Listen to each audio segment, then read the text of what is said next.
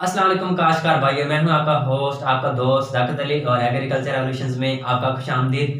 आज फेसबुक पे एक दोस्त ने, एक किसान ने तस्वीर भेजी कि जो गंदम के सिट्टे हैं वो काले हो रहे हैं, वहां पे कोई ना कोई जो पाउडर है वो बन रहा है। तो इस हवाले से हमें बताएंगे कि कौन सी स्प्रे करें, किस तरीके से इसको कंट्रोल कर सकते हैं। तो दोस्तों काश्तकार भाइयों, इसका हर मर्ज का जो है, हर बीमारी का कंट्रोल या जो मर्ज का इलाज है वो स्प्रे नहीं होता या कोई फंजिसाइड नहीं होती। हम बगैर स्प्रे के भी इसको कंट्रोल कर सकते हैं, उसके लिए फास्ट इकदाम कर सकते हैं। तो बेसिकली जो दोस्त ने, जो जो काश्तकार है, उन्होंने तस्वीर भेजी, उसमें जो गंदम के सिट्टे हैं वो काले पड़ रहे हैं। बेसिकली इसको लूज मटा भीड़ भी कहते हैं, यानी जो गंदम की कंगेरी है इसको कहा जाता है। बेसिकली इसमें जरसूमे होते हैं, उसके हमले की वजह से ये जो ज्यादातर है बीज की बीमारी होती है और हमारे गंदम के सिट्टे पर हमला कर सकती है। और हमला ज्यादातर तब होता है जब हमारा सिट्टा मुकम्मल तौर पर बन चुका होता है। तो काश्तकार भाई, इसमें परेशान होने की जरूरत नहीं है। आपने इस पे कोई स्प्रे नहीं करनी, कोई फंजीसाइड का बिल्कुल इस्तेमाल नहीं करना। इसमें आपने तरीकाकार ये करना है कि जहां पे आपको गन्नम की फसल में ये सिट्टे ब्लैक नजर आते हैं, काले नजर आते हैं, वहां पे ब्लैक रंग के, काले रंग के सफूर नजर आते हैं, पाउडर नमक, वहां पे धारियां नजर आती हैं, यानी वहां पे सिट्टे काले हो चुके होते हैं। तो कोशिश करनी है कि उन सिट्टों को आपने जड़ से उखाड़ देना है, यानी उस पौधे को ही आपने उखाड़ फेंकना है। और मेरे दोस्तों, मेरे काश्तकार भाई, इस तरह आपने नहीं करना कि आपने वहीं से उखाड़ के वहीं फेंक देना है। बिल्कुल ऐसा नहीं करना, बल्कि आपने वहां से उसको उखाड़ के किसी दूर जगह पे फेंक देना है।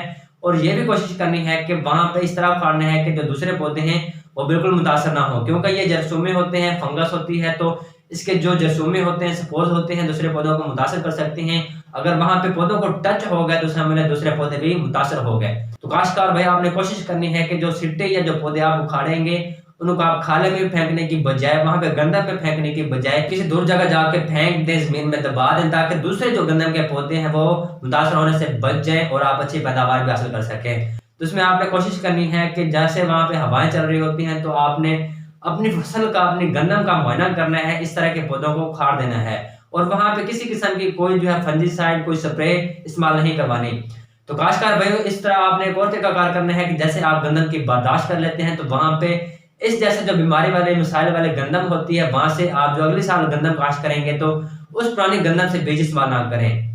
तो काश्तकार भाई, हर दफा कोई नया नया जो बीज है वो काश्त कर ले, या ऐसा बीज काश्त करें जो बीमारी से पाक होना चाहिए, या फिर जो ऐसा बीज काश्त कर रहे हैं तो वहां पे बीज काश्त करने के साथ साथ वहां पे सीड ट्रीटमेंट कर लें, यानी बीज को जहर लोड करके फिर ही काश्त करें, ताकि इस जैसे मसाइल से बचा जा सके। तो काश्तकार भाई, छोटी सी मालूमात थी कि हम किस तरह ये जो गंदम की कंगेरी है उससे बच सकते हैं, ताकि दूसरे पौधे मुतासर ना हो और एक अच्छी पैदावार भी हासिल की जा सके। तो कोशिश करो काश्तकार भाई, आप अपने गंदम का जो है मुआयना करो, गौर जायजा करो कि आपके पौधों की, आपकी गंदम की कौन कौन सी जो है वो जरूरियात है, किस मसाइल में खड़ी है, किस मराहल में पहुंच चुकी है, गोब की हालत में है, वहां पे दूधिया हालत में है, वहां पे कौन सी खादों की जरूरियात है, पानी की जरूरियात है। तो छोटी छोटी सी बुनियादी चीजें होती हैं कि अपनी गन्नत की फसल पर अगर उसको जायजा कर लिया जाए, उसकी जरूरत पूरी कर ली जाए, तो इंशाल्लाह हम अच्छी पैदावार लेने के साथ साथ अच्छा मुनाफा भी कमा सकेंगे। तो उम्मीद है कि काश्तकार भाई, ये छोटी सी मालूमात आपके इल्म में इजाफा करेंगी, आपको अच्छी लगी होगी। अगर अच्छी लगी है तो इसको दूसरे काश्तकारों तक, दूसरे दोस्तों तक ज्यादा से ज्यादा शेयर करें, ताकि वो भी इन मालूमात से फायदा उठा सकें। और इस तरह की मजीद मालूमात हासिल करने के लिए हमारे चैनल एग्रीकल्चर रेवोल्यूशन को सब्सक्राइब करने का थोड़ा सा तकल्लुफ कर लें, ताकि फसलों के मुतालिक और इस तरह की मजीद मालूमात बर वक्त आप तक पहुंचते रहें। और इसी के साथ अपने होस्ट दाकत अली को इजाजत दीजिए। अल्लाह हाफिज।